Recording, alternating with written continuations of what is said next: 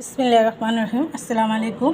এটা হলো ছোলা ডাল আর হলো ডাবলি বুট বেশি দিয়ে সুস্বাদু আগের দিনে মানুষের বিরিয়ানি বলে সেটাই রান্না করলাম।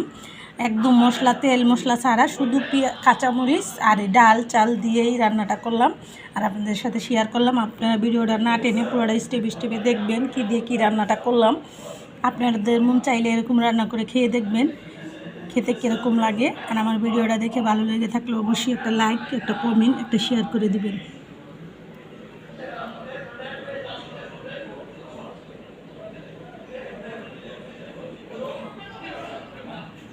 5 মিনিট পর দেখেন সুন্দর হয়ে গেছে।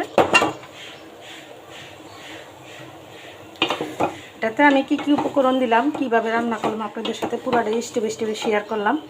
আমি এটাতে কোনো হলুদ মরিচ মশলা দিই নেই, একদম সাধারণ সিম্পলভাবে এটা রান্না করলাম। এটা আমাদের কুমিল্লার মানুষ অনেকে পছন্দ করে রান্না করে খায়। আমার মা বলতো, আমরা যখন ছোটো ছিলাম বলতো যে যুদ্ধের বছর এগুলাই আমার মায় আমার আব্বা এগুলো খাইয়া দিন পার করছে। অনেক অভাব ছিল, কিন্তু চালের দাম অনেক ছিল। তখন এই সিমের বিচি, ডাবলি বুট, মাসকালার ডাল এগুলো দিয়ে সিদ্ধ করে রান্না করে খেত। সেটাই আমার অনেক কথাই মনে পড়ে যায়, আর আমি এটাই আপনাদের সাথে শেয়ার করলাম। আপনারা ওরকম করে যদি দেখে ভালো লেগে থাকলে অবশ্যই এমন করে একটা রান্না করে খেয়ে দেখবেন। আর আমার ভিডিওটা দেখে ভালো লেগে থাকলে অবশ্যই একটা লাইক, একটা কমেন্ট, একটা শেয়ার করে দেবেন।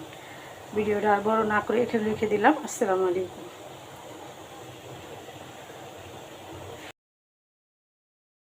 আসলাম আপনাদের ছোলার খিচুড়ি কীভাবে রান্না করে সেটা আপনাদের সাথে শেয়ার করব। এখানে নিয়েছি আমি সিমের বিচি, এখানে নিয়েছি আমি চাল, আর এটার ভিতরে হচ্ছে ছোলা, ডাবলি, আলু, 3-4টা কাঁচামরিচ। কোনো মশলাই দিব না, মশলা ছাড়া। আর আমি চালটা এখন একটু ভেজে নেব। এগুলো এটা আমার ভাজা, এটাও ভাজা। আমি এটা পরিষ্কার করে নিচ্ছি, এগুলো আর ওটা রেখে দিছি। আর এগুলো আমি একটু ভাজা নেব।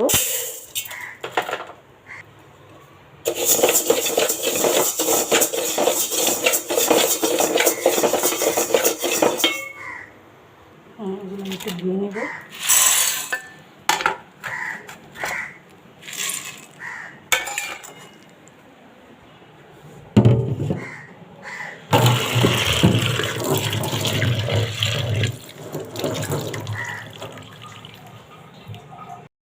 চালটা ভাজা হয়ে গেছে, এটা নামিয়ে নিব।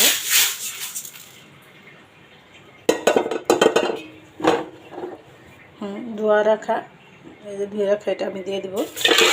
আরও কিছুটা পানি দিব। এটাতে আমি কোনো কিছুই দিব না, দিয়ে দিব শুধু লবণ, আর কোনো কিছুই দেবো না। আর এটা আমি 10 থেকে 15 মিনিট সিদ্ধ করে নেব। ফিরে আসবো 15 মিনিট পর। চিংড়ির বিচি আর এটা সিদ্ধ হয়ে গেছে, আমি এখন চালটা দিয়ে দেবো। যে রাখা চালটা আমি দিয়ে দিলাম।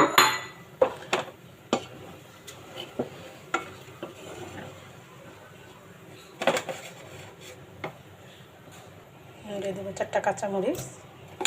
আর আমি কিছুক্ষণ 10 মিনিটের জন্য ঢেকে দেবো। ফিরে আসবো 10 মিনিট পর।